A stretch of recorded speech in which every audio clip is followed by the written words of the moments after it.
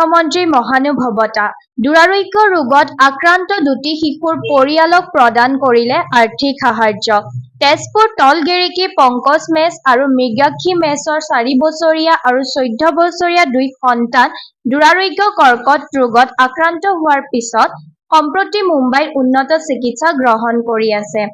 যোৱা 20 জুনত কলাগুৰু বিষ্ণুপ্ৰসাদ ৰাভাৰ সমাধি ক্ষেত্ৰলৈ অহাৰ মুহূৰ্তত শিশু দুটিৰ মাতৃ মৃগাক্ষী মেছে মুখ্যমন্ত্ৰী ডক্টৰ হিমন্ত বিশ্ব শৰ্মাক পৰিয়ালে লগ ধৰি জনোৱাৰ আবেদনৰ ভিত্তিতে মুখ্যমন্ত্ৰীয়ে 5 লাখ টকাৰ আৰ্থিক সাহায্য প্ৰদান কৰে। শোণিতপুৰৰ আয়ুক্ত দেৱকুমাৰ মিশ্ৰক লগত লৈ মুখ্যমন্ত্ৰীৰ প্ৰেছ উপদেষ্টা ধ্ৰুৱ মহন্ত তেজপুৰ তলগেৰিকী সহিত শিশু দুটিৰ বাসগৃহত উপস্থিত হৈ ককাক মুলান মেছ আৰু আইতাক নিৰ্মলা মেছৰ হাতত আনুষ্ঠানিকভাৱে মুখ্যমন্ত্ৰীৰ হৈ চেক প্ৰদান কৰে।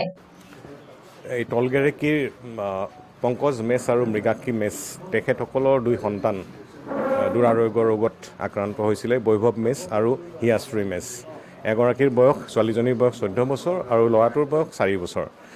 আৰু এইবাবে মাতৃ মৃগাক্ষী মেছে মাননীয় মুখ্যমন্ত্ৰী মহোদয়লৈকে এখন আবেদন কৰিছিলে আৰু তেখেতে যথেষ্ট আৰ্থিক অনাদনত, কাৰণ এই ৰোগত যথেষ্ট তেওঁলোকৰ টকা পইচাৰ অভাৱ হৈছে বা খৰচ হৈছে, তেওঁ আৰ্থিক সাহায্য বিচাৰি এখন আবেদন কৰিছিলে আৰু সেই আবেদনৰ ভিত্তিত মাননীয় মুখ্যমন্ত্ৰী মহোদয়ে আমাক এক তদন্ত কৰিব দিছিলে স্থানীয়ভাৱে, আৰু আমি গোটেইখিনি তদন্ত কৰি আৰু মেডিকেল ৰিপৰ্ট, জইণ্ট ডাইৰেক্টৰৰ পৰা গোটেই ৰিপৰ্ট লৈ আৰু চাৰ্কেল অফিচাৰৰ পৰা ৰিপৰ্ট লৈ আমি এক প্ৰতিবেদন দাখিল কৰিছিলোঁ আৰু সেইটোৰ ভিত্তিত মাননীয় মুখ্যমন্ত্ৰী মহোদয়ে তেখেতৰ সাহায্য পুঁজিৰ পৰা 5 লাখ টকাৰ এক অনুদান আগবঢ়াইছে। দুটি শিশু এই অঞ্চলৰ, তেওঁলোকৰ দুয়োটি শিশু অলপ দুৰাৰোগ্য ৰোগত আক্ৰান্ত হৈছিলে।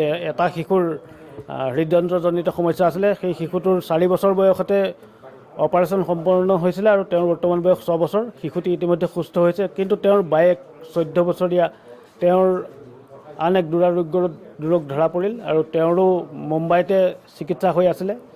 দুয়োটি সন্তানৰ শিশুৰ মাতৃ মৃগাক্ষী মেছে আমাৰ সন্মানীয় মুখ্যমন্ত্ৰী মহোদয়লৈ কিছু চিকিৎসাৰ ক্ষেত্ৰত কিছু আৰ্থিক সাহায্য বিচাৰি এক আবেদন প্ৰেৰণ কৰিছিলে। সেই আবেদন মৰ্মে মুখ্যমন্ত্ৰী মহোদয়ে সাহায্য নিধিৰ পৰা তেওঁলোকলৈ 5 লাখ টকাৰ এখন চেক প্ৰদান কৰিছে আৰু মোক সেই চেকখন আজি ইয়াত তেওঁলোকৰ পৰিয়ালৰ হাতত দিবলৈ দায়িত্ব দিছিলে। ধন্যবাদটো দিলোঁ। এনেকৈ আমাৰ দুখৰ সময় যে আপোনালোকে আহি এনেকৈ সাহায্য পুঁজিৰ পৰা অনুদান কৰিলে আমাক। এইটো অকল আমাক দিয়াই নহয়, মোৰ নাতি যাৰ অসুখ হৈ আছে তেখেতৰ চিকিৎসাৰ কাৰণে বহুত মানে কিবা হ'ব, সহায়দায়ক হ'ব। কৈছোঁ বুলি ক'ব। আৰু আপোনালোকে আজি নাতি দুটাৰ কাৰণে আহিলে, আমাৰ জীৱনটো সাৰ্থক হ'ল, আমাৰ ঘৰত আহিছে। আৰু মুখ্যমন্ত্ৰী ডাঙৰীয়াক তেনেকুৱা যেন মুখ্যমন্ত্ৰী সদায় থাকক, ভৱিষ্যতলৈ তেখেতৰ মংগল কামনা কৰিছোঁ।